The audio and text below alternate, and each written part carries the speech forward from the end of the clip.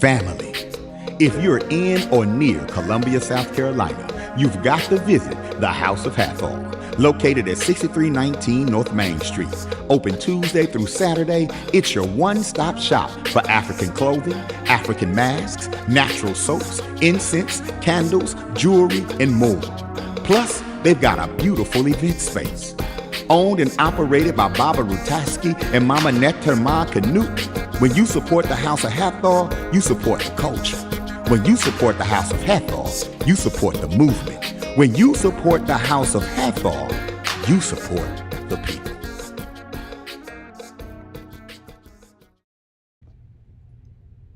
Greetings, my brothers and sisters.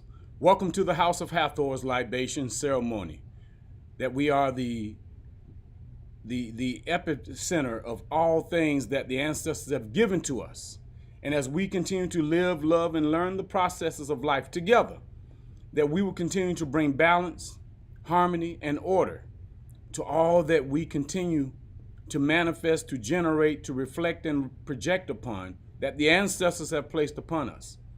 This is life, liberation, libation, liberation, and lifestyle of all that exists within us. And as we continue to honor the ancestors, as we continue to bring forth their truth that lives through us, that we will be in harmony and balance and in order in living our truth as we continue to bring forth all that is manifested, generated, reflected, and projected upon. And we want to do so by honoring, by acknowledging, and by venerating our ancestors. For they have given us the blueprint to life. They have given us the blueprint to everything that exists within us. And as we continue to bring forth their truth that lives through us, that we recognize ourselves as spiritual beings having human experiences, that we recognize ourselves as vessels, altars, and temples of their great energy, spirit, and soul. So let us bring them forward so that we may be guided, so that we may be liberated, so that we may continue to bring forth everything that they have destined upon us, and that we may continue the processes of life through everything that has been given to us, our enhancements, our increase, and our enrichments. That is our ancestors. They are the enhancements, the increase, and the enrichments. All 1,504,000 ancestors that dwell within us. They're the ones that we're honoring. They're the ones that protect us and guide us. So why not honor them? Why not acknowledge them? And why not venerate them? We call upon our ancestors far and near, fathers and mothers of our fathers, mothers and fathers of our mothers, to bear witness to all that we have done. And it is by your example that you continue to inspire us towards reclaiming our ancestral minds, regenerating our ancestral spirit, liberating our families, our homes, and our communities, and restoring our greatness as a people. We pour libation to bring into our midst your venerable ancestral spirit, radiating your great wisdom, your courage, dedication, and your unyielding commitment to victory by any means necessary. It is in the honor of our Creator, the great ancestor of all ancestors, our mothers and fathers, our sisters and our brothers, our children and their children, our grandparents, great-grandparents, great-great-grandparents, our aunts, uncles, cousins, friends, and elders of the community, that we pour this libation in your honor, in the honor of the Creator, the great ancestor of all ancestors, and the various manifestations of the Creative Spirit. We pour libation. Ashe. For our esteemed ancestors, who laid the foundation for human civilization, and who provides the wisdom to which we live and the models by which our lives are guided, we pour libation. Ashe. And for our esteemed ancestors, who suffered the atrocities and the horrors of our Ma'afa, but yet demonstrated the victorious power of the ancestral spirit by maintaining their dignity, no matter the cost, we pour libation. Ashe. And for our esteemed ancestors who survived and made it possible for us to be here today, to continue on the valiant fight of our ancestral liberation and our vindication, we pour libation. Ashe. And finally, for our children and their children and future generations of our ancestors to come, that they too in their time will vindicate our race from all adversaries, and that they will continue to imprint upon the world the great genes of our ancestral humanity. We pour libation. Ashe. May your venerable spirit engulf this occasion to reaffirm our ancestral canity. It is done. The great ancestor of all ancestors is satisfied. Ashe, Ashe, Ashe. Dua Neter. So, my brothers and sisters, we call upon you this day that the ancestors have given to us, that we may continue the process of life that dwells within each and every one of us. You see, there is an interpersonal relationship that we have with our ancestors that no one else, no matter who they are, have a connection as we do with our ancestors. And as we continue to develop that interpersonal relationship with our ancestors, that we continue to be informed and be instructed as to what it is that we are required to do while we are here.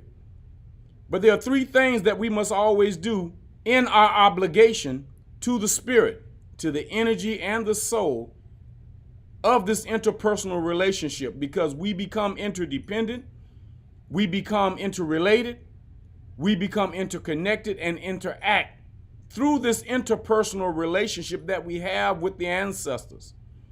And as they continue to inform and instruct us, and we use that information and instructions in our life experiences that we have each and every day, that we build upon that.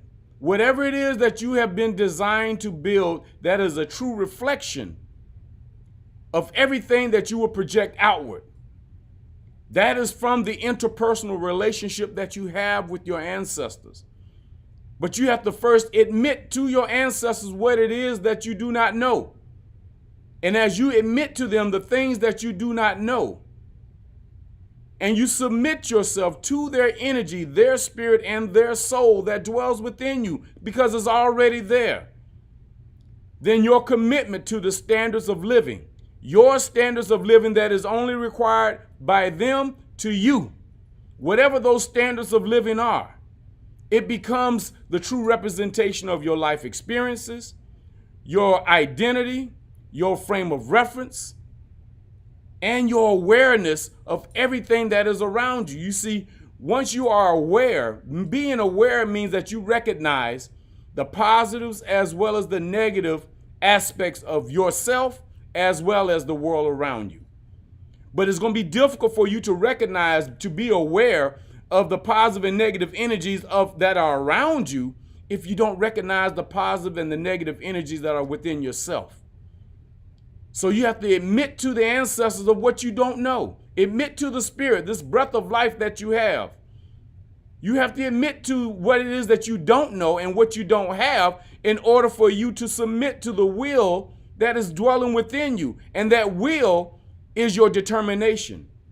That will is your self-determination that you have, that regardless of the obstacles and hurdles that may come your way, regardless to who or what is trying to suppress or oppress you, that will that you have, that determination that you have, it will be enhanced and increased through the commitment that you have to your ancestors, the commitment that you have to the will and the spirit that dwells within you. Because when we're talking about our ancestors, we're also talking about the Creator. That the Creator is the great ancestor of all ancestors. The Creator is the greatest ancestor that you have within you. Whether you call it God, Allah, or Buddha, I don't care what you call it.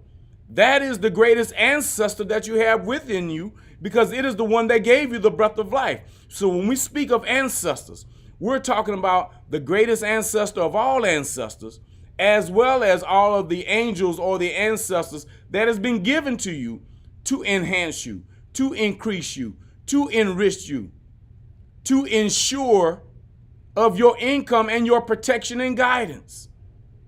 That is the interpersonal relationship that you share with the spirit. And your spirit is always in the breath of life that you have. You don't have to believe in anything. It is based on what you know. Because when we believe in something, that means that we're sharing that we don't know. We believe it's going to rain. We believe the sun is going to shine. We believe that we're going to make millions of dollars. That means you don't know. But when you know through the breath of life that there is something that is a higher power, that is the interpersonal relationship that you share with the spirit, that you share with the energy, that you share with the soul. And as you become interdependent with it, as you become interconnected with it, as you become interrelated with it, then you become interacting with it. That means through the spirit, everything is manifested so that you may bring it forward in the physical form through your actions. Because you already have an interaction, that means inside of yourself, you already have that going on. But then when you have the action of it, that means that you are committing yourself to that interaction. You are committing yourself to that interdependence. You are committing yourself to that interrelationship. When you do that, then now you become a manifester. You become a generator, because you are now reflecting upon all of those relationships that you have with your ancestors. And now you are projecting it outward through your thoughts, your words, and your actions. Because of the commitment, because of your submitting to that energy, spirit, and soul, and because you are admitting to that energy, spirit, and soul that you do not know everything that you need to know so that you can move forward and create and do what you have been designed to do. Those three things, admitting, submitting, and then committing, that is your obligation to the standards of living that has been placed upon your vessel, your altar, and your temple. Because that's all this is. This body that we have, it is the altar that we go within to talk to the ancestors. It is the temple that you are required to take care of. And it is the vessel that it is only designed to do the work. Because you are an institution. That is where all the information and the instructions come to. It comes to this institution. And you are the industry, because that is the work that you do. The industry does work, not only for itself, but for your family and for your community. And you are an environment. That means everything that is required and everything that is needed, it is already within you. That is the environment. Like the environment on the outside, the trees, the grass, the water, the sun, the wind. That's an environment on the outside, but you have an environment that is within you as well. So all of your organs, all of the vessels, your heart, your liver, your kidney, all of that is a part of your environment, along with the spirit, the energy, and the soul that functions within all of those vessels, those organs. All of those things take an energy, it takes a spirit, and it takes a soul in order for them to work.